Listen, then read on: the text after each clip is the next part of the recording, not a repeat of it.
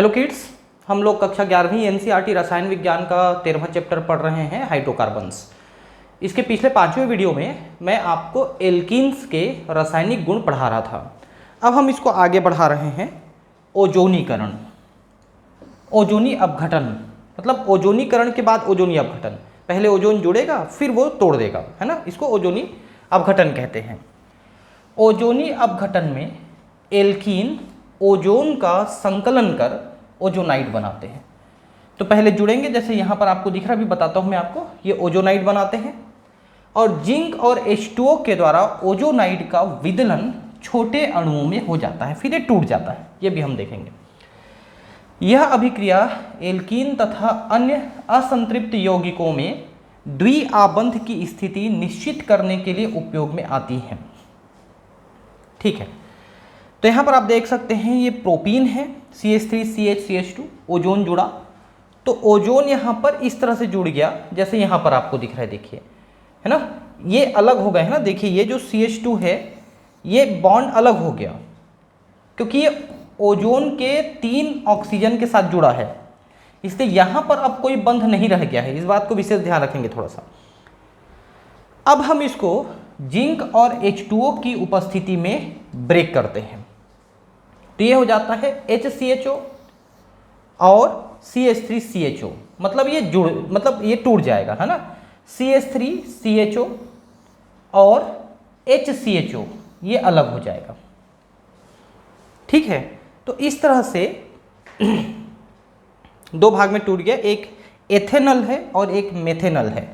ये दोनों कीटोन हैं, सॉरी एल्डिहाइड है, एल्डिहाइड है। CHO एल्डिहाइड होता है, कीटोन में CO होता है। ठीक है,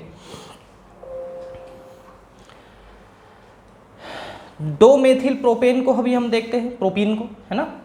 ये इस तरह से जुड़ा हुआ है, ये एक लाइन में ऐसे रहेगा ना, तो ये 1 है, 2 है, 3 है, तो ये सेकंड पोजीशन पे मेथिल है, इसलिए 2 मेथिल प्रोपीन हुआ। बनाने के तरीके में चेंज कर देते हैं ना तो कन्फ्यूजन खड़ा हो जाता है, तो आप थोड़ा सा ध्यान रखेंगे कि इस तरह से आपको ध्यान देना है। अब ओजोन इसमें जुड़ेगा तो ओजोन फिर से यहीं पर ऐसे जुड़ जाएगा जैसे आपने देखा था, है ना। ये देखिए ओजोन यहाँ पर जुड़ गया और ये जो CH2 है इसका ये बंध यहाँ से हट चुका है क्योंकि वो 2 तरफ से ऑक्सीजन से जुड़ चुका है। जब हम इसको तोड़ेंगे जिंक और H2O की उपस्थिति में तो आप देख सकते हैं कि HCHO ये अलग हो गया। ठीक है, फिर ये CH3 और CHO ये अलग हो जाएगा, CO अलग हो जाएगा, CH3 और CO अलग हो जाएगा। तो ये अब बना कीटोन, CO बना है तो ये कीटोन बना, और ये एल्डिहाइड है, HCHO फॉर्मेल्डिहाइड। ठीक है, जिसको मेथेनल कहेंगे, और ये प्रोपेन 2 ओन है। अब ये फिर से 2 ओन कैसे हुआ, तो ये ऐसे करके ये ऐसा चेन है, तो सेकंड पोजीशन है, 1 2 3 पोजीशन है, मतलब दूसरे पोजीशन पे है 3 कार्बन में, तो ये हुआ कीटोन। ठीक है, अब है बहुलीकरण। बहुलीकरण का मतलब है कि छोटी छोटी इकाइयाँ जिसको एकलक कहते हैं वो आपस में जुड़ते हैं तो एक बहुलक बनता है। जैसे कि आप प्रोटीन का नाम सुनते हैं, प्रोटीन के एकलक होते हैं अमीनो अम्ल, वो आपस में जुड़ते जाते हैं पेप्टाइड बंध के द्वारा, एमिनो अम्ल, और फिर उससे बनते हैं प्रोटीन। तो प्रोटीन एक बहुलक है, अमीनो अम्ल एक एकलक है। तो इस तरह से इनका बहुलक भी बनता है एथीन का। जैसे कि आप पॉलीथीन का नाम सुनते हैं, ये जो थैली आप यूज़ करते हो पॉलीथीन कैरी बैग, वो बना होता है एथिलीन का, वो उसका पॉलीमर है, एथिलीन का पॉलीमर, इसलिए पॉलीएथिलीन ऐसा। ठीक है, आप पॉलीथीन की थैलियों तथा पॉलीथीन की शीट से परिचित होंगे। अधिक संख्या में एथीन अणुओं का उच्च ताप दाब तथा उत्प्रेरक की उपस्थिति में संकलन करने से, संकलन करने का मतलब जुड़ना होता है, ध्यान रखेंगे, जुड़ने से पॉलीथीन प्राप्त होती है। इस प्रकार बृहद अणु बहुलक कहलाते हैं। इस अभिक्रिया को बहुलीकरण कहते हैं या बहुलकन कहते हैं। ठीक है, पॉलीमेराइजेशन, ये पॉलीमर, बहुलक मतलब पॉलीमर, बहुलीकरण मतलब पॉलीमेराइजेशन। थोड़ा सा इंग्लिश आप लोग जरूर ध्यान रखेंगे, सुनने की कोशिश करेंगे। सरल यौगिक जिनसे बहुलक प्राप्त होते हैं एकलक कहलाते हैं। जैसे मैंने कहा अमीनो अम्ल एकलक है और प्रोटीन बहुलक है। ये देखिए, ये CH2 है, ये n टाइम्स आपस में जोड़ते हैं उच्च ताप दाब उत्प्रेरक की उपस्थिति में। तो CH2 n टाइम्स जुड़ते चले जाते हैं, तो ये पॉलीथीन बनता है। ये आज हमारे पर्यावरण के लिए बहुत बड़ी समस्या बन चुकी है। आप थैली में पॉलीथीन कैरी बैग में ले आते हैं साग भाजी सब्जी सामान वगैरह, और उसको आप फेंक देते हैं। उसके बाद आपको नहीं पता है उसका क्या हुआ, उसका कुछ नहीं हुआ, वो पर्यावरण में वैसी का वैसी पड़ा रहेगा हजारों सालों तक। तो ये जो रेक पिकर्स होते हैं ना, जो कबाड़ी वाले होते हैं, जो महिलाएं घूमते रहती हैं या पुरुष घूमते रहते हैं से बोरी ले करके, वो लोग उसको उठा करके ले जाते हैं और बेच देते हैं, तो उसका रिसाइकलिंग हो जाता है, तो थोड़ा बहुत वो यूज़ हो जाता है। आजकल रोड बनाने के लिए भी इसका उपयोग करते हैं। रोड बनाने के लिए जो डामर होता है, बिटुमिन होता है, उसमें इसको पिघला करके डालते हैं, पॉलीथीन के शीट्स को पिघला करके। उससे क्या रोड जो है ना बहुत मजबूत बनते हैं। लेकिन इनका उपयोग जो है ना अभी सिर्फ 1-2% ही हो पा रहा है, बाकी 90-99% तक जो है वो पर्यावरण को ही खराब कर रहे हैं। तो इनको बैन करना चाहिए पॉलीथीन का उपयोग। अन्य एल्कीन भी बहुलीकरण अभिक्रिया प्रदर्शित करते हैं। जैसे कि आप ये देख सकते हैं, प्रोपीन है तो पॉलीप्रोपिलीन बन रहे हैं। बहुत सारे प्रोपिलीन आपस में जुड़ के पॉलीप्रोपिलीन है ना। ये थोड़ा सा ध्यान रखेंगे, यहाँ पर ये जो ब्रैकेट है इसको यहाँ पर बनाना है, वो गलत बना दिया है। पॉलीप्रोपीन है ये। इसका उपयोग भी उसी तरह से शीट्स बनाने में, थैली बनाने में यूज़ होता है। थोड़ी मजबूत थैली बनती है इससे। बहुलकों का उपयोग प्लास्टिक के थैले, निष्पीड़ित बोतल, आप वो पानी जो पीते हैं इसका, बिस्लेरी वगैरह का जो भी मिनरल वाटर, वो बना होता है इससे। ठीक है। रेफ्रिजरेटर डिश, अंदर में देखना फ्रिज के अंदर कुछ ऐसे सांचे रहते हैं जिसमें बर्फ वगैरह जमाते हैं। खिलौने हैं, पाइप, यस, पाइप जो है प्लास्टिक का जो आजकल पाइप आता है, वो जिसका उपयोग हम घरों में फिटिंग करने के लिए भी उपयोग करते हैं, उसको PVC पाइप कहते हैं, पॉलीविनाइल क्लोराइड पाइप। ठीक है ना। उसी तरह के जो ये मुलायम वाले पाइप होते हैं जिसको आप नल में लगा करके गार्डन वगैरह में पानी देते हैं, वो इस तरह की चीज़ें होती हैं दोनों। ठीक है। रेडियो तथा टीवी कैबिनेट आदि के निर्माण में किया जाता है। वो जो डब्बा होता है टीवी का या रेडियो का, उसे। पॉलीप्रोपीन का उपयोग दूध के कैरेट आप देखे होंगे कि दूध के जो पॉलीथीन वगैरह में भरे होते हैं वैसे कैरेट में रखे रहते हैं ना। आप टमाटर वगैरह भी रखे हुए देखे होंगे, वही कैरेट की बात कर रहे हैं। प्लास्टिक की बाल्टियां तथा अन्य संचलित यानी मोल्डेड वस्तुओं के उत्पादन के लिए किया जाता है। जैसे आपके घर में चेयर होगा प्लास्टिक का, वो इस तरह का होता है, मोल्डिंग। हालांकि अब पॉलीथीन तथा पॉलीप्रोपीन का बृहद उपयोग हमारे लिए एक चिंता का विषय बन गया है। ये मैं आपको पहले बता चुका कि पर्यावरण को खराब कर रहे हैं। तो इस तरह से हमने एल्कीन के बारे में पूरा अध्ययन कर लिया, जिसमें आपने डबल बंध वाले जो हाइड्रोकार्बन्स हैं उनके बारे में पूरा समझ लिया।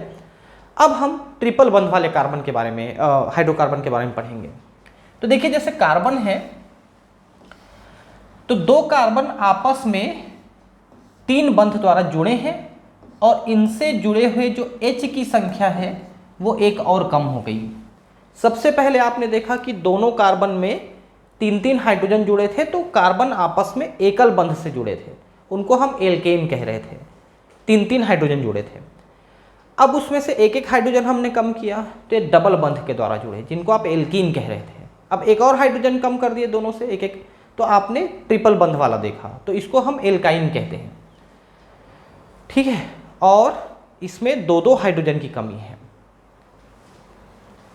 एल्कीन की तरह एल्काइन भी असंतृप्त हाइड्रोकार्बन है, क्योंकि इनमें हाइड्रोजन की और कमी हो गई है। इनमें 2 कार्बन परमाणुओं के मध्य एक त्रिआबंध होता है। एल्केन तथा एल्कीन की तुलना में एल्काइन में हाइड्रोजन परमाणुओं की संख्या और कम होती है। इनका सामान्य सूत्र होता है CnH2n-2। आप एल्केन, एल्कीन, एल्काइन के तीनों के फार्मूले थोड़ा सा देख लीजिए।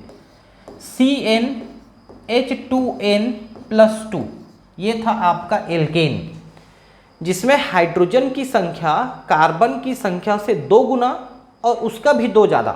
जैसे मान लो कार्बन की संख्या है 4, तो हाइड्रोजन हो जाएगा 4 दूनी 8 और 2 10, तो ये एल्केन होता जो सिंगल बंध वाले थे। फिर आपने ये 2 को कम किया, CnH2n कर दिया, 2 हाइड्रोजन कम कर दिया, आपने देखा था भी कैसे कम किए थे, तो ये एल्कीन हुआ था जिसमें 2 ही बंध हो जाता है। अब इसमें से 2 हाइड्रोजन और कम कर रहे हो तो ये हो जाएगा CnH2n-2 और घटा दिया आपने, तो इस तरह से ये एल्काइन बनेगा। आप हाइड्रोजन की संख्या को कम कर रहे हो तो एल्काइन बन रहा है। एल्काइन श्रेणी का प्रथम सदस्य स्थायी सदस्य एथाइन है, जो एसिटिलीन नाम से प्रसिद्ध है। एसिटिलीन गैस जो है हम उपयोग करते हैं वेल्डिंग में। आपने वेल्डिंग करते हुए देखा होगा लोगों को, वेल्डिंग है ना, वो जो सब शटर वगैरह बनाते हैं यहाँ सब वेल्डिंग होता है। वेल्डिंग 2 प्रकार का होता है, एक होता है इलेक्ट्रिक वेल्डिंग और एक होता है गैस वेल्डिंग। इलेक्ट्रिक वेल्डिंग में क्या करते हैं कि बहुत हाई वोल्टेज में इलेक्ट्रिक सप्लाई करके ऐसे वेल्डिंग मटेरियल का बना हुआ एक रॉड होता है, उसको कहीं पर से टच करते हैं तो बहुत ज़्यादा स्पार्किंग होती है और ये पिघल करके वहाँ पर चिपका देता है। ये इलेक्ट्रिक वेल्डिंग है, सारा कुछ इलेक्ट्रिक से हो रहा है, बहुत तेज ऐसे निकलती है लाइट, देखना ऐसे चिर्र करता है स्पार्किंग, वो इलेक्ट्रिक वेल्डिंग है।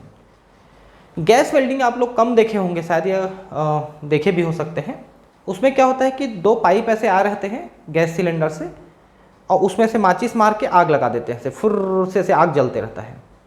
फिर उस आग से ऐसे गर्म करते हैं और एक कॉपर का या उसका ब्रास का जो रॉड होता है उसको उसमें टच करके गर्म करके उसको पिघलाते हैं। इसे गैस वेल्डिंग कहते हैं। तो जहाँ पर इलेक्ट्रिक वेल्डिंग नहीं कर सकते वहाँ पर गैस वेल्डिंग होता है। तो उस गैस वेल्डिंग में जो गैस जल रही है ना, बहुत अत्यधिक ताप देना पड़ेगा उसको, तब वो पिघल पाएगा। तो वो गैस होता है एसिटिलीन गैस, जो कार्बाइड से पैदा करते हैं। उसके सिलेंडर में कार्बाइड और पानी डाल देते हैं तो वो मिक्स होकर के फिर रिएक्शन करते हैं तो एसिटिलीन गैस पैदा होती है। एक तरफ से ऑक्सीजन भी आती है दूसरे सिलेंडर से, और दोनों को मिला के जलाते हैं ना तो बहुत नीली लौ के साथ, बहुत ज़्यादा टेम्परेचर के साथ वो जलती है। अगर किसी के शरीर में से मार दोगे तो 1 सेकंड में छेद कर देगा, वो इतना पावर रहता है उसमें भी। तो वो ऐसे गर्म करके पिघलाते हैं उसको, तो वो हुआ गैस वेल्डिंग। एसिटिलीन का उपयोग आर्क वेल्डिंग के लिए ऑक्सी एसिटिलीन ज्वाला के रूप में होता है। ये वही चीज़ बताया जो मैंने अभी बताया। ऑक्सी एसिटिलीन मतलब ऑक्सीजन और एसिटिलीन मिलकर के उसको जलाते हैं ऐसे तो जलता है, जो ऑक्सीजन गैस और एसिटिलीन गैस को मिश्रित करने से बनती है। एल्काइन कई कार्बनिक यौगिकों के लिए प्रारंभिक पदार्थ है। मतलब यह है कि एल्काइन से आप बहुत सारी चीज़ें बना सकते हो, अतः इस श्रेणी के कार्बनिक यौगिकों का अध्ययन रुचिकर है। ठीक है, अब देखते हैं कितना रुचि आता है आपको। अब है नाम पद्धति तथा समावयता। सबसे पहला चीज मतलब ये है कि आप एल्काइन का नाम कैसे रखेंगे। तो जैसे आपने कहा एथेन, फिर आपने कहा एथीन, अब आप कहेंगे एथाइन, मतलब आखिरी में आपको YNE लगाना है, एथाइन। ये IUPAC है, और जो साधारण नाम है उसमें तो कुछ भी जो नाम दिए गए हैं वही आपको ध्यान रखना है। सामान्य पद्धति में एल्काइन एसिटिलीन के व्युत्पन्न के नाम से जाने जाते हैं। हम ये मानते हैं साधारण नाम में ना, IUPAC का तो एक निश्चित नियम है। साधारण नियम में एसिटिलीन पहला सदस्य है, CH ट्रिपल बंध CH, ये पहला है एसिटिलीन, जिसको अपन इथाइन कहेंगे।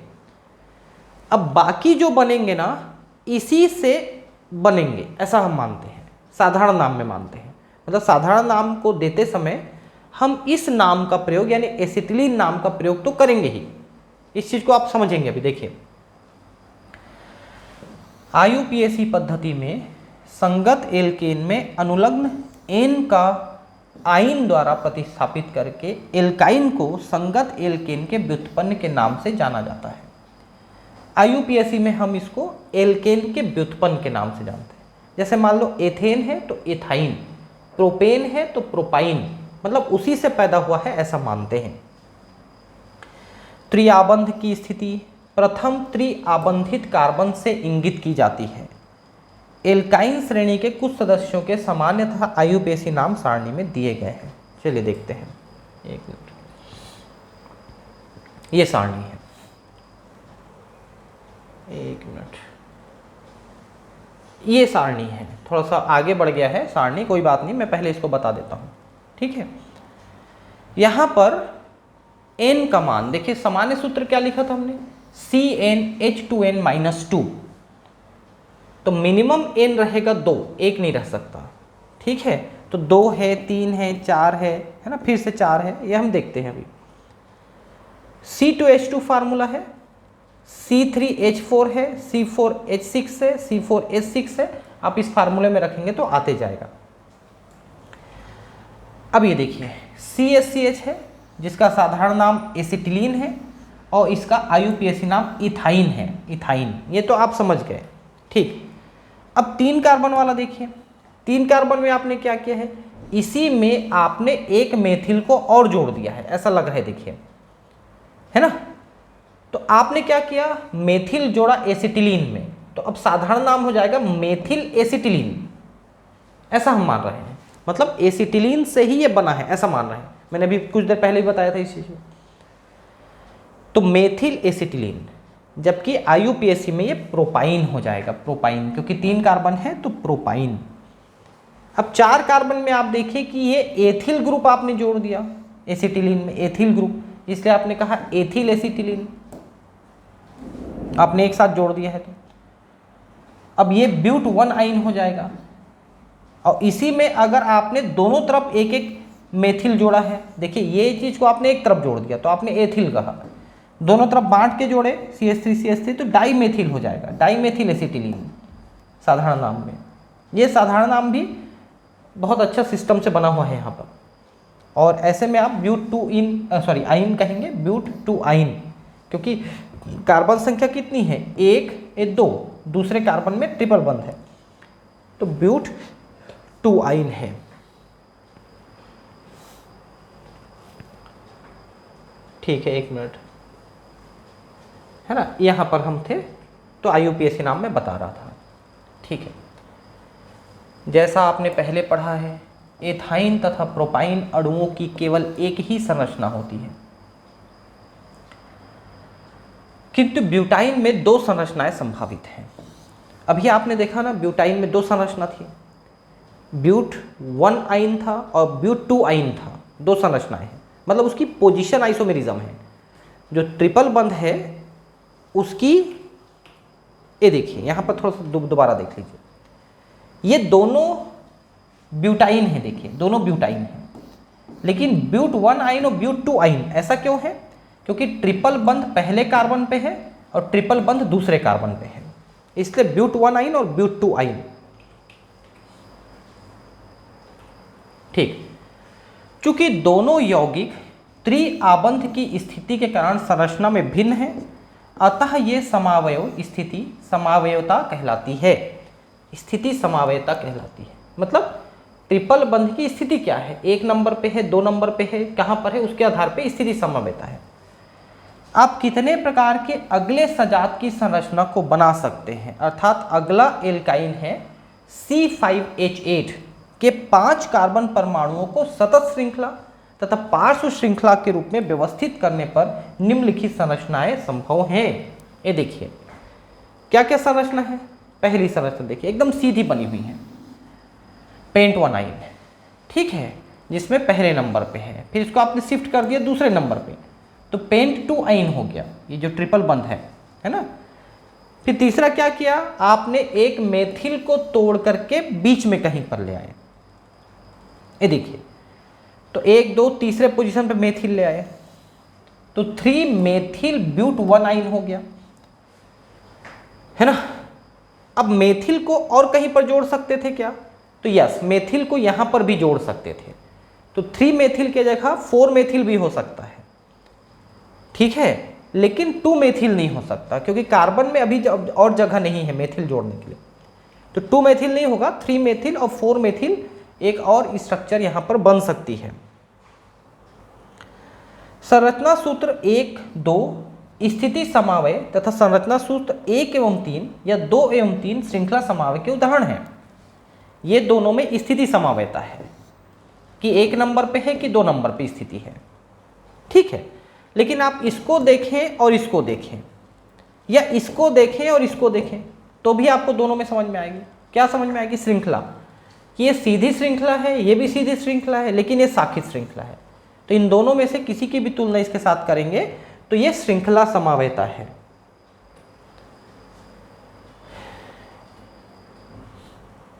ठीक है।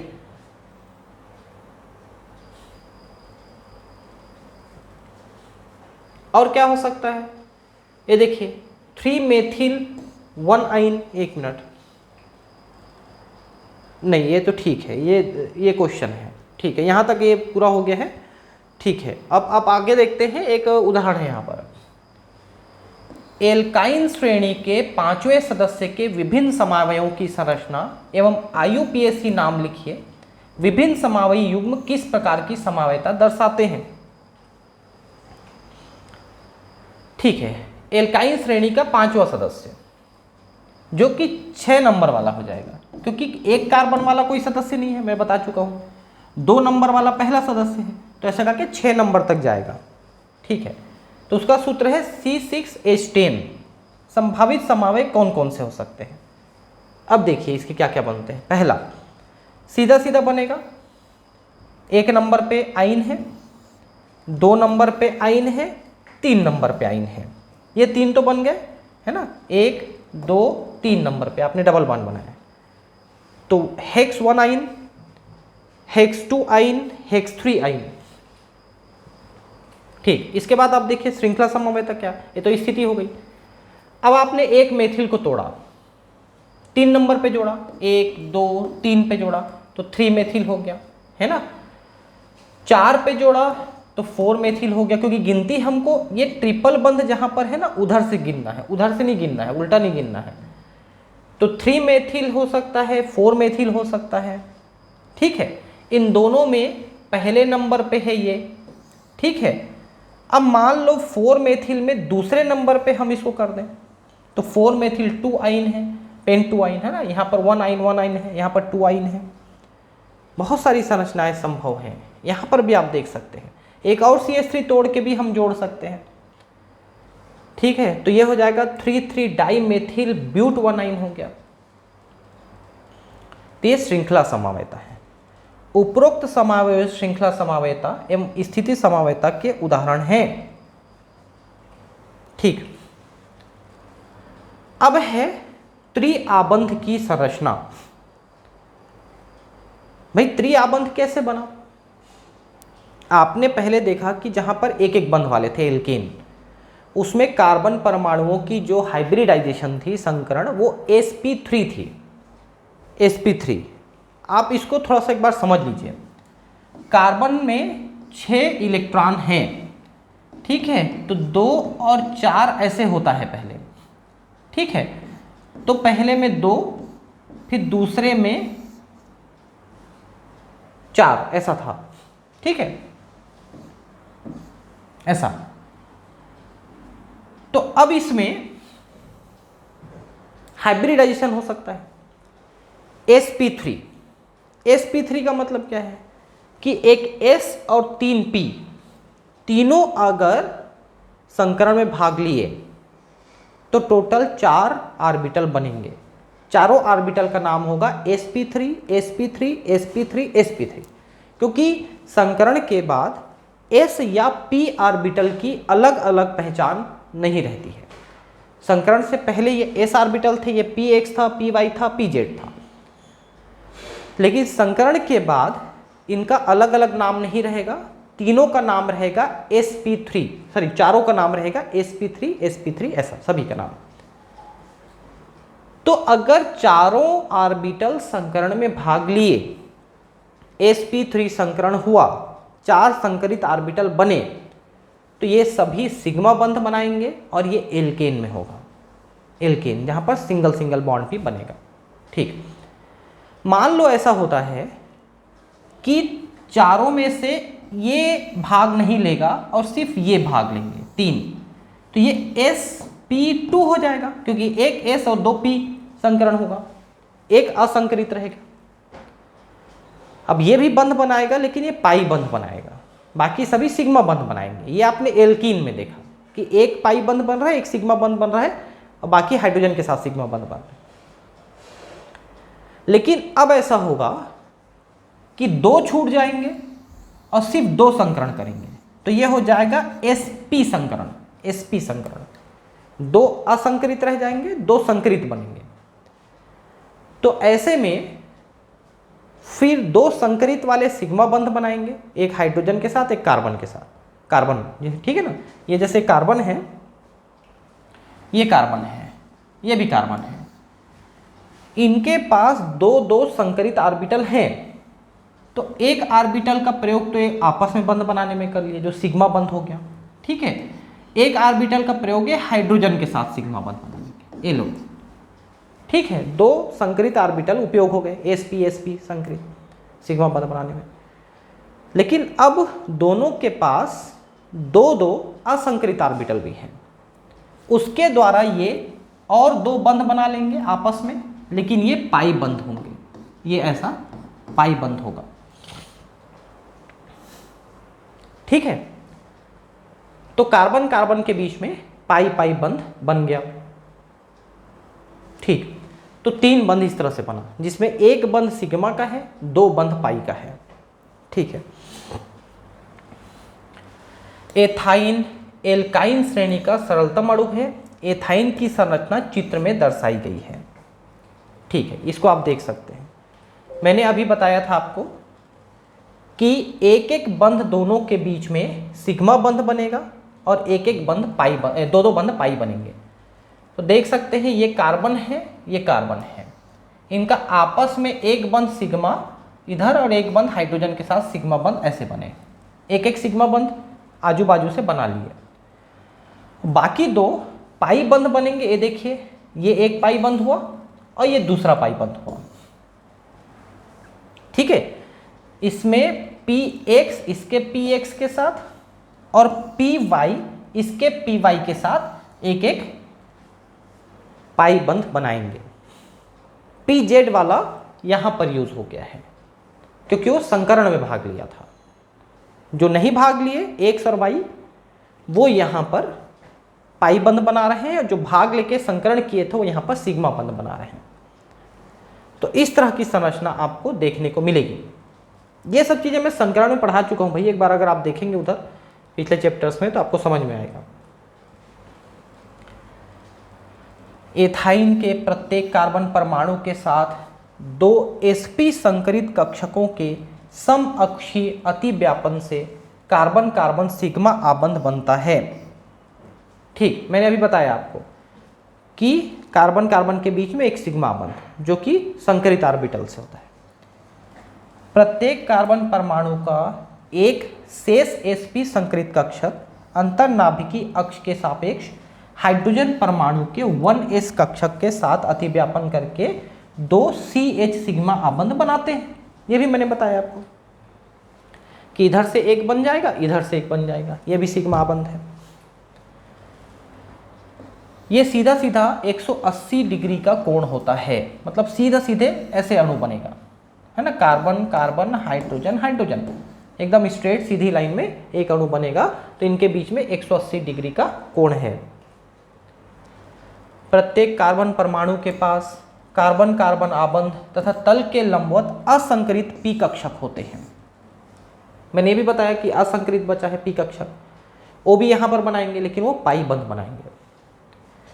एक कार्बन परमाणु का 2p कक्षक दूसरे के समानांतर होता है, जो समपार्श्विक अतिव्यापन करके 2 कार्बन परमाणुओं के मध्य 2 पाई बंध बनाते हैं, ठीक है। यहां पर समपार्श्विक अतिव्यापन देखिए, मतलब बंध या तो ऐसे बनेगा या ऐसे बनेगा। तो ये हेड हेड वाला बंध हो जाता है जो सिग्मा बंध बनता है, और इस तरह का बंध बनता है वो पाई बंध होता है, इसको समपार्श्विक कहते हैं, ठीक है। और जो सिग्मा बंध है यहां पर लिखा है, ठीक है, अंतर्नाभिकीय अक्ष, ये देखिए, समअक्षीय अक्ष, ये देखिए समअक्षीय, ऐसे सीधा सीधा जुड़ रहे हैं उसको समअक्षीय कह रहे हैं, और ऐसे जुड़ रहे हैं उसको समपार्श्विक कह रहे हैं। तो सिग्मा बंध सीधा बनेगा, समपार्श्विक बंध बनाएगा पाई बंध। अतः एथाइन अणु में एक कार्बन सिग्मा आबंध, 2 CS सिग्मा आबंध तथा 2 CC पाई आबंध होते हैं। समझ पाई इसको? कार्बन हाइड्रोजन का एक, कार्बन कार्बन का एक सिग्मा बंध, वैसे एक दूसरे का भी, और बाकी दोनों पाई बंध। मतलब कार्बन के बीच में ऐसे 3 बंध बने हैं, उसमें एक सिग्मा है और 2 पाई बंध है। ठीक है, ये ऐसा, ये भी सिग्मा बंध है।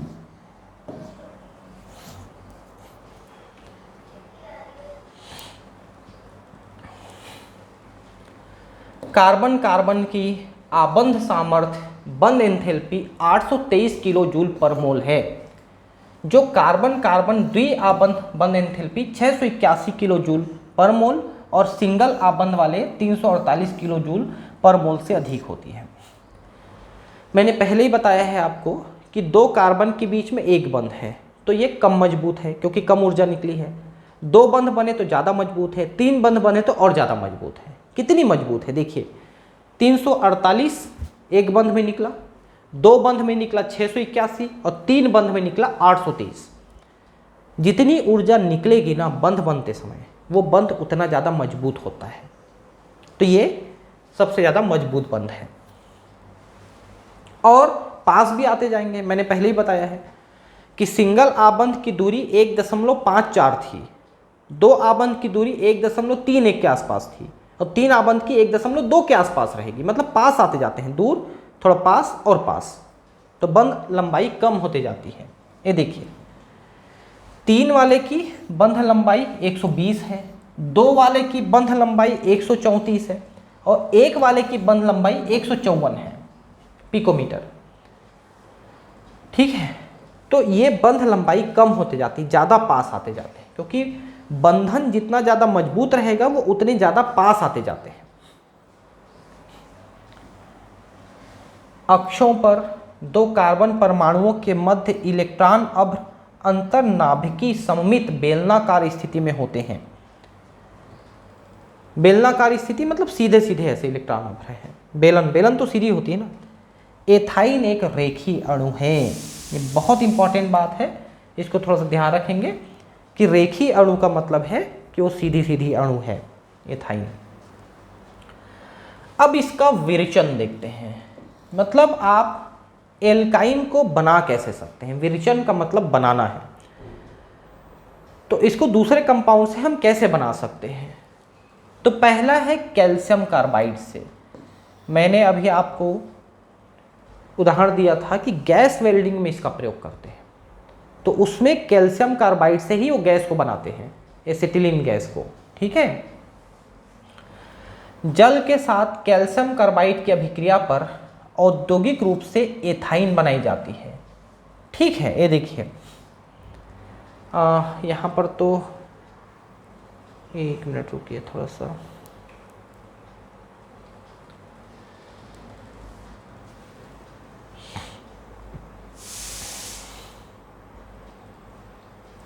ठीक है, ये आपको थोड़ा सा लंबा स्टेप बता रहा है, मैं आपको दिखाता हूँ क्या है। आप कार्बाइड कैसे बनाएंगे भाई, मैंने कहा कैल्शियम कार्बाइड को आप पानी के साथ रिएक्ट कराएंगे। देखिए कैल्शियम कार्बाइड है CaC2 कैल्शियम कार्बाइड, इसको पानी के साथ अभिक्रिया कराओगे तो ये देखिए एथाइन बना है, इसके साथ कैल्शियम हाइड्रोक्साइड भी बना। ठीक है, आपने कैल्शियम कार्बाइड की तो क्रिया करा दी, लेकिन कैल्शियम कार्बाइड को कैसे बनाएंगे। तो कैल्शियम कार्बाइड को आप या तो चूना से बनाइए या कैल्शियम कार्बोनेट से बनाइए। तो देखिए शुरू से स्टेप बता रहा है। कैल्शियम कार्बोनेट को अगर आप गर्म करते हो तो ये CO2 निकल जाता है और कैल्शियम ऑक्साइड यानी कि बिना बुझा हुआ चूना बनता है, बिना बुझा हुआ चूना। अब इसको आप अंगारे के साथ रिएक्शन कराते हो, कोयले का अंगारा। यहाँ पर क्या लिखा है देखिए, 3 कार्बन और गरम। कार्बन का मतलब कोयला, कोक, और गरम किया आपने तो कोक गरम करने से क्या बनता है, कोयला, अंगारा बनता है। तो चूने को अंगारे के साथ क्रिया कराओगे तो कैल्शियम कार्बाइड बनता है और CO और निकल जाता है। ये जहरीली गैस हो गई, इसका कुछ करना पड़ेगा। इसको फिर ऑक्सीजन के साथ रिएक्ट करा के इसको CO2 में बदला जाता है ताकि वो कम जहरीली हो जाए। फिर ये बनी हुई कैल्शियम कार्बाइड है, इसका प्रयोग आप H2O के साथ कैल्शियम हाइड्रोक्साइड बनाने में और एसिटिलीन गैस बनाने में करते हैं।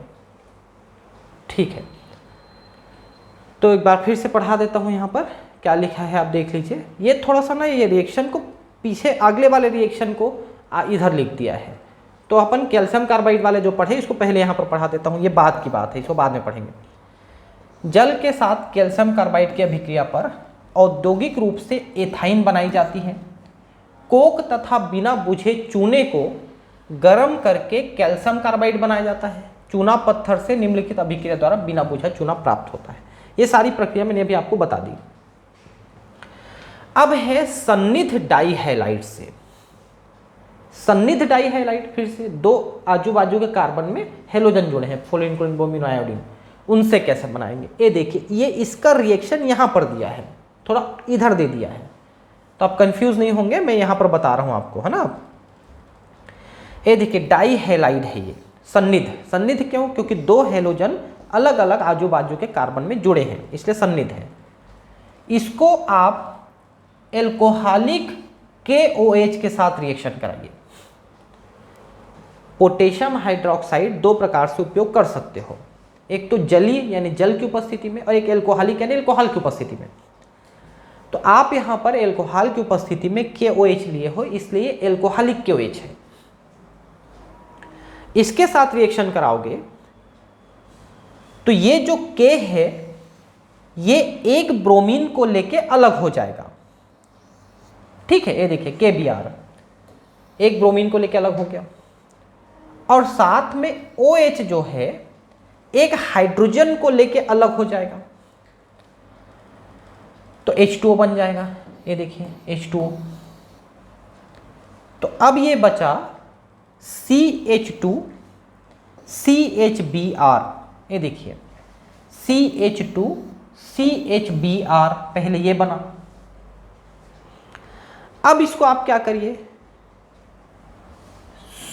ये सोडियम एमिनो कंपाउंड के साथ रिएक्शन कराएं। तो ये सोडियम जो है एक बचे हुए Br को लेके अलग हो जाएगा, और NH2 जो है एक हाइड्रोजन को लेके अलग हो जाएगा। तो ये बचा CH, ये बचा CH। ये देखिए एसिटिलीन गैस बन गया आपको। तो दो स्टेप में हुआ।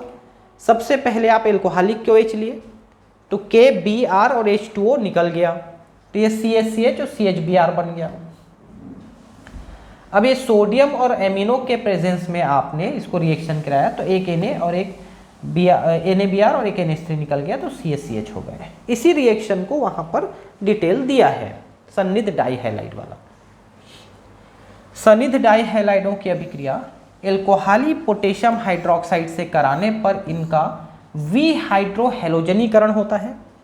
हाइड्रोजन हैलाइड के एक अणु विलोपित करने से एल्केनाइल हैलाइड प्राप्त होता है, जो सोडामाइड के साथ उपचार करने पर एल्काइन देता है। ये देखिए सोडामाइड, आपने कहा ना सोडियम और एमिनो, है ना, तो ये सोडा एमाइड हो गया। एमाइड कहेंगे CONH2 को, लेकिन यहाँ पर एमिनो ग्रुप है, एल्काइन लेते हैं। तो रिएक्शन में आपको पहले बता दिया। ठीक है, अब हम इसके गुणधर्म देखेंगे कि जो एल्काइन है ट्रिपल बंध वाले, उनके गुणधर्म क्या है। तो चूंकि वो असंतृप्त हाइड्रोकार्बन है, तो निश्चित रूप से वो ज़्यादा सक्रिय रहेगा और जल्दी से रिएक्शन करने की कोशिश करेगा। तो अब इसके पहले भौतिक गुण देखते हैं अपन। एल्काइनों के भौतिक गुण एल्किनो तथा एल्केनो के समान होते हैं। भौतिक गुण का मतलब क्या है कि गैस, द्रव, ठोस किस अवस्था में रहेगा, ये उसका भौतिक गुण है। प्रथम 3 सदस्य गैस है, अगले 8 सदस्य द्रव हैं। वहां पर अगले 14 सदस्य द्रव थे एल्किन के, और शेष सभी ठोस हैं ऊपर के। समस्त एल्काइन रंगहीन होते हैं। एथाइन की अभिलाक्षणिक गंध होती है। अभिलाक्षणिक गंध का मतलब एक अजीब टाइप से गंध रहेगा जो उसी में पाया जाएगा। इसके अन्य सदस्य गंधहीन होते हैं। एथाइन की गंध होती है, आपको समझ में आ जाएगा एथाइन है, लेकिन बाकी में गंध नहीं है। एल्काइन दुर्बल ध्रुवी, जल से हल्के और जल में अमिश्रणीय होते हैं, क्योंकि कार्बनिक पदार्थ है और जल अकार्बनिक है तो जल में विलय नहीं है। और कार्बनिक विलायकों में जैसे ईथर, कार्बन टेट्राक्लोराइड, बेंजीन इत्यादि में विलय होते हैं। कार्बनिक पदार्थ कार्बनिक विलायक में विलय होते हैं। इनके गलनांक, क्वथनांक तथा घनत्व अणुभार के साथ बढ़ते हैं। तो अणुभार के साथ सब कुछ बढ़ेंगे ही, ये तो आपको समझ में आ रहा है अभी। अब रासायनिक गुण देखते हैं इनके। मैं निश्चित रूप से उसमें ट्रिपल बंध है तो वो रिएक्शन करेंगे और कोई चीज आके जुड़ेगा उसमें, योगात्मक अभिक्रिया। एल्काइन सामान्यतः अम्लीय प्रकृति मतलब एसिडिक है, योगात्मक तथा बहुलीकरण अभिक्रियाएं प्रदर्शित करती हैं। तो पहला है एल्काइन का अम्लीय गुण। अम्ल का मतलब क्या होता है? अगर आप आर्नियस थ्योरी पढ़ेंगे तो लगेगा कि अम्ल का मतलब जो हाइड्रोजन आयन देता है, ठीक है, आर्नियस थ्योरी, ठीक है। उसके बाद ब्रांस्टेड लारी पढ़ेंगे तो लगता है कि जो हाइड्रोजन आयन देता है वो तो है ही है, और जो हाइड्रोक्सिल आयन लेता है वो भी है अम्ल। और लेविस कॉन्सेप्ट क्या कहता है कि जो इलेक्ट्रॉन ले सकता है वो अम्ल है, सॉरी इलेक्ट्रॉन दे सकता है वो अम्ल है, ठीक है। अम्ल हाइड्रोजन आयन देता है तो इलेक्ट्रॉन लेगा, सॉरी है ना, इलेक्ट्रॉन लेगा तो अम्ल है, वो लेविस कॉन्सेप्ट है। जैसे आपने BH3 को देखा था और NH3 को देखा था। NH3 इलेक्ट्रॉन देता है इसलिए क्षार था, और BH3 इलेक्ट्रॉन लेता है इसलिए अम्ल है। ये आपने लेविस कॉन्सेप्ट में पढ़ा था। तो इलेक्ट्रॉन लेने वाला अम्ल होता है। तो क्या क्या अम्ल हुआ? जो हाइड्रोजन आयन दे सकता है, या जो OH आयन ले सकता है, या जो इलेक्ट्रॉन ले सकता है, ये तीनों में उसको अम्ल कहेंगे, ठीक है। सोडियम धातु या सोडामाइड NaNH2 प्रबल क्षारक होते हैं। प्रबल क्षारक का मतलब क्या होता है कि इनकी क्षारीय गुण है NaNH2।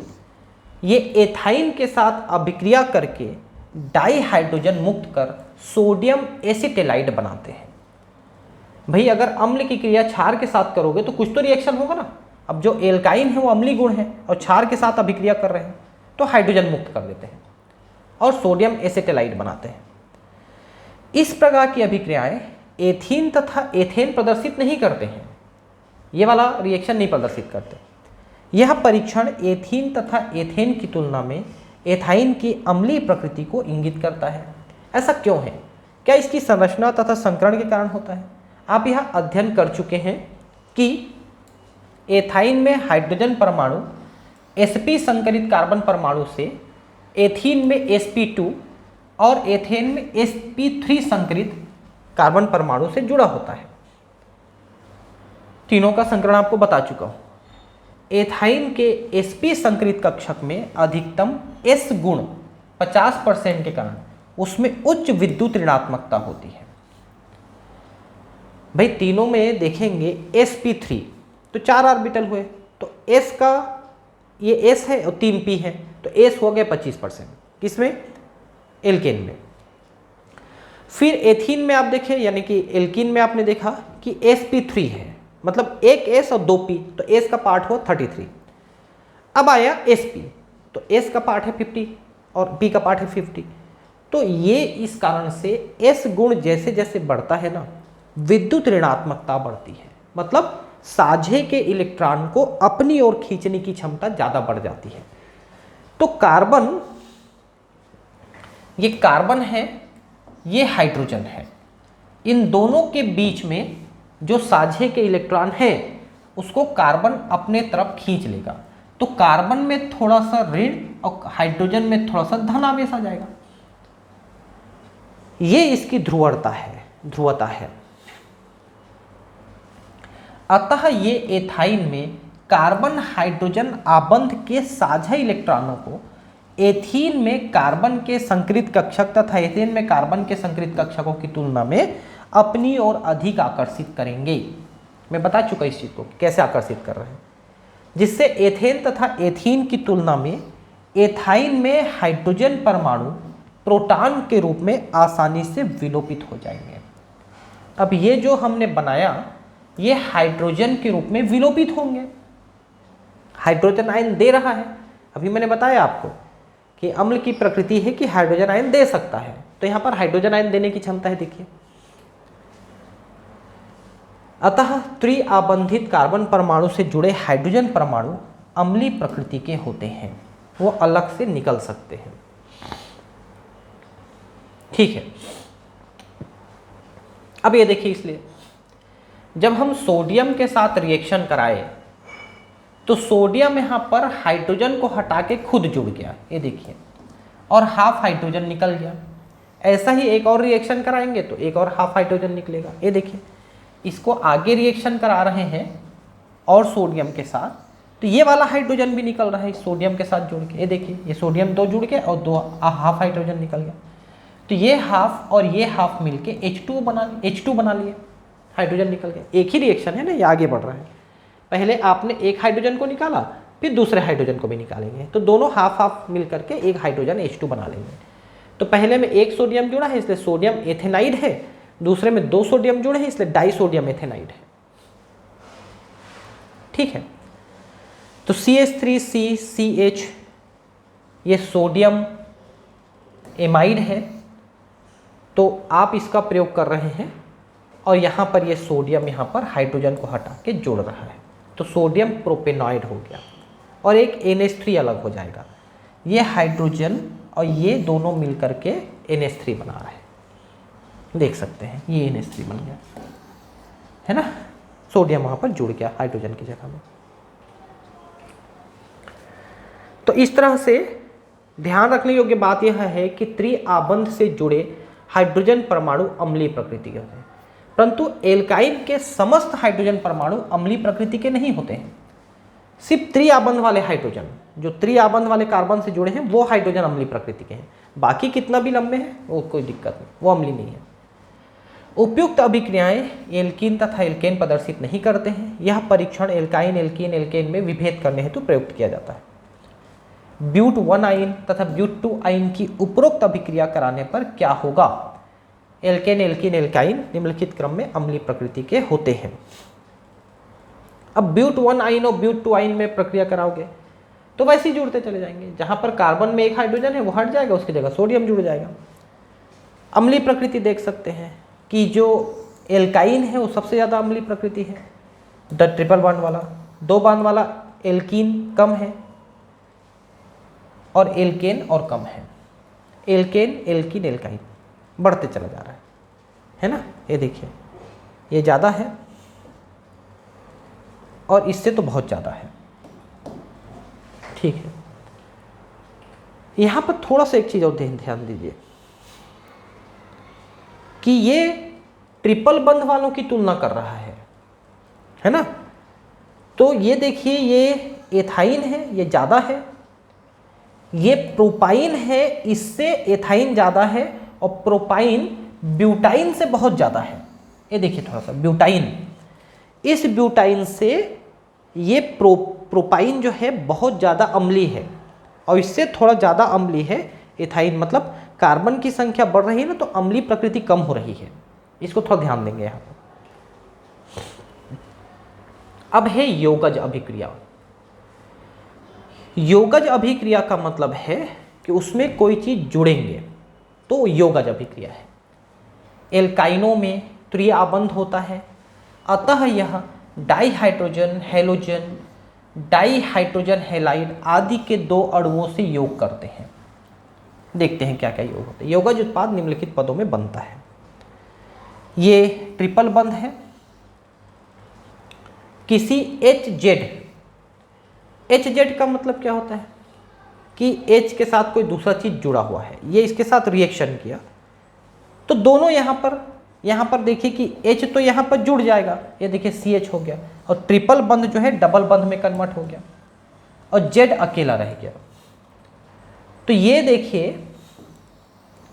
ये धन आयन एक बना, ये धन आयन है, ऐसा करके धन है, तो क्या लिखा, बाइनेलिक धन आयन, बाइनेलिक धन आयन कहेंगे इसको, तो ध्यान देंगे। और ये एक ऋण आयन आपको अलग मिल रहा है, फिर ये ऋण आयन भी इसमें से जुड़ जाएगा, तो ये देखिए ये बन गया, मतलब जुड़ गया पूरा का पूरा, HZ पूरी तरह से जुड़ गया, आप ये कह सकते हैं। H एक के साथ और Z दूसरे के साथ जुड़ गया, फाइनली आप ये देख सकते हैं। बीच में ये मुक्त मूलक जरूर बना एक, जो कि अस्थायी रूप से रहता है और फिर जुड़ जाता है, फाइनली जुड़ गए दोनों। बना हुआ यौगज उत्पाद सामान्यतया बाइनेलिक धन आयन के स्थायित्व पर निर्भर करता है। ठीक है, बाइनेलिक धन आयन के स्थायित्व पर कितना स्थायी रहेगा, अगर वो कम स्थायी तो ज़्यादा स्थायी उत्पाद बनेगा। असममित एल्केनों में यौगज मार्कोनिकॉफ नियम के अनुसार होता है। मार्कोनिकॉफ क्या कहता है कि जो ज़्यादा ऋण वाला है वो कम कार्बन, कम हाइड्रोजन वाले कार्बन से जुड़ता है। एल्काइनों में अधिकतम अभिक्रियाएं इलेक्ट्रॉन स्नेही यौगज अभिक्रियाएं हैं, जिनके कुछ उदाहरण नीचे दिए जा रहे हैं। पहला है डाई हाइड्रोजन का संयोजन, ये देखिए H2, तो सीधा सीधा यहाँ पर एक एक H और जुड़ जाएगा फाइनली, वो देखिए पहले एक एक H जुड़ा, फिर आगे और H देते हैं तो एक एक H और जुड़ गया। तो ये जो एथाइन है पहले एथीन में फिर एथेन में कन्वर्ट हो गया, इनको हाइड्रोजनीकरण कहते हैं। इसके लिए आपको प्लेटिनम, पैलेडियम, निकिल, इनमें से किसी को उत्प्रेरक के रूप में लेना पड़ेगा। वैसे प्रोपाइन में भी आप देख सकते हैं कि हाइड्रोजन जुड़ा तो पहले ये प्रोपीन बना, फिर और हाइड्रोजन जुड़ा तो प्रोपेन बन गया। मतलब हाइड्रोजन इस कार्बन में एक एक जुड़े, फिर एक एक और जुड़ गए, तो इस तरह से प्रोपीन फिर प्रोपेन बना। मतलब हाइड्रोजन आसानी से जोड़ सकते हैं। वैसे हेलोजन को भी जोड़ सकते हैं आसानी से। अगर आप बी आर लेते हो तो पहले यहाँ पर एक एक बी आर बना, देखिए ये देखिए 1,2 डाई ब्रोमोप्रोपीन, और जोड़े तो एक एक और जुड़ गए, देखिए है ना, ये देखिए 1,1,2,2 टेट्रा ब्रोमोप्रोपीन, है ना। तो ब्रोमीन इसमें जोड़ते चले जाते हैं। इसी तरह से आयोडीन भी जुड़ सकता है, क्लोरीन भी जुड़ सकता है, लेकिन ब्रोमीन सबसे ज़्यादा क्रिया करेगा। ब्रोमीन जो है लाल नारंगी रंग का होता है। जब इस तरह से जुड़ते जाता है ब्रोमीन तो उसका रंग नष्ट होते चले जाता है। इस संकलन में ब्रोमीन का लाल नारंगी रंग से विरंजीकृत हो जाता है, अतः इसे असंतृप्तता के परीक्षण के लिए प्रयुक्त किया जाता है। मतलब ब्रोमीन जुड़ेगा का मतलब वहां पर असंतृप्त था, या तो ट्रिपल बंध था या डबल बंध था, तभी ब्रोमीन जुड़ेगा। यहाँ पर वाली क्रिया को हमने आगे दिखाया था आपको, वहाँ पर एथीन में या एल्कीन में। ठीक है, अब हाइड्रोजन हैलाइडों का संयोजन, हाइड्रोजन हैलाइड यानी HCl, HBr, HI, इनका संयोजन कैसे होता है देखिए। तो आप इसका प्रयोग यानी इथाइन को HBr से जोड़े तो मार्कोनिकॉफ के अनुसार, नहीं अभी तो मार्कोनिकॉफ का मतलब नहीं है क्योंकि ये बराबर है, तो इसमें एक H इसके साथ और Br इसके साथ, किसी एक के साथ अदला बदली, कोई दिक्कत नहीं, ये जुड़ गए देखिए। ठीक है, तो पहले ये ट्रिपल बंध डबल बंध में कन्वर्ट हुआ, और आगे क्रिया कराओगे तो एक एक और जुड़ जाएगा। ठीक है, तो एक एक और जुड़ गए, देखिए 1,1 डाइब्रोमोएथेन हो गया। Br2 है ना, वो Br3 दिख रहा है मुझे तो यहाँ पर लिखा हुआ, लेकिन ये Br2 रहेगा। ठीक है, 1,1 डाइब्रोमोएथेन, ये इस तरह से जुड़ते चले जाते हैं। आप ये देखिए कि अब ये प्रोपेन है, तो अब मार्कोनिकॉफ होगा कि Br इसके साथ जुड़ेगा, H इसके साथ जुड़ेगा, वो देखिए 2 ब्रोमोप्रोपेन, और आगे करेंगे तो उसी में फिर ब्रोमीन जुड़ेगा, ये देखिए फिर एक ब्रोमीन जुड़ा, और ये CH3 हो गया CH2 से। ये दोनों मार्कोनिकॉफ के अनुसार हो रहा है। जल का संयोजन, पानी जुड़ेगा तो क्या होगा, एल्केन तथा एल्कीन की भांति एल्काइन भी जल में अमिश्रणीय होते हैं और जल से अभिक्रिया नहीं करते हैं, क्योंकि ये जल जो है अकार्बनिक है और ये कार्बनिक है। एल्काइन का 333 केल्विन 273 में 0 डिग्री होता है, ध्यान रखेंगे 0 डिग्री सेल्सियस 273 केल्विन में होता है, तो ये 333 है। ठीक है, तो 27 और 33 इसको आप जोड़ लीजिए, 30 दूनी 60, ये 60 डिग्री सेल्सियस पर हो रहा है। मर्क्यूरिक सल्फेट तथा तनु सल्फ्यूरिक अम्ल की उपस्थिति में जल के एक अणु के साथ संयुक्त होकर कार्बोनिल यौगिक बनाते हैं। ऐसी आप साधारण जल में घोलेंगे तो नहीं घुलेगा, लेकिन 60 डिग्री गर्म करके और मर्क्यूरिक सल्फेट की उपस्थिति में, तनु अम्ल की उपस्थिति में आप क्रिया कराते हैं तो जरूर जुड़ेगा ये। और एक H इसके साथ और OH इसके साथ जुड़ गया, ये देखिए। ठीक है, तो कार्बोनिल यौगिक बनाइए, कार्बोनिल, ये कार्बोनिल हुआ। और इसका समावयता देखिए कि CHOH भी हो सकता है और COH भी हो सकता है। ये H इधर शिफ्ट हो जाएगा, कोई एक, ये वाला H इधर शिफ्ट हो जाएगा तो CH3 हो गया। ये देखिए यहाँ पर CH2 है, यहाँ पर CHOH है, अब ये H इधर शिफ्ट हो जाएगा तो ये CH3 हो गया और ये CO हो गया, ये देखिए COH। तो ये एथेनल है, एथेनॉल लिख दिया है, फिर से गड़बड़ है, एथेनल नल है ये, क्योंकि CHO ये एल्डिहाइड होता है जिसका नाम अल से लिया जाता है, एथेनल ऐसा लिया जाता है। ये देखिए प्रोपाइन है, यहाँ पर भी H2O का इसी तरह से क्रिया कराओगे तो जुड़ जाता है। ये H इसमें जुड़ा तो CH2 हो गया, ये इसमें जुड़ा तो OH हो गया। उसका फिर से आप समावयता करेंगे तो ये H इधर शिफ्ट हो, नहीं सॉरी, ये H इधर शिफ्ट हो जाएगा तो ये CH3 हो गया और ये CO हो गया। ये प्रोपेनोन, अब नाम सही लिखा है, ये कीटोन हुआ। इससे पहले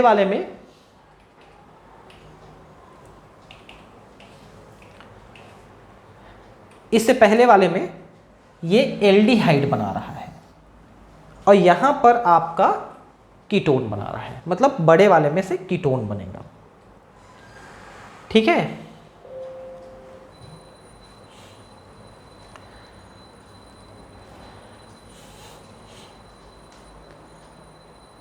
ठीक है, मेरे हिसाब से आज इतना ही पढ़ते हैं। इसके आगे की क्लास में आपको नेक्स्ट क्लास में पढ़ाता हूँ। ठीक है, यहाँ पर बहुलीकरण है और उसके बाद की चीज़ें एक आध क्लास और में ये कंप्लीट हो जाएगा। ठीक है, फिर मिलते हैं अगले क्लास में। Thank you, bye.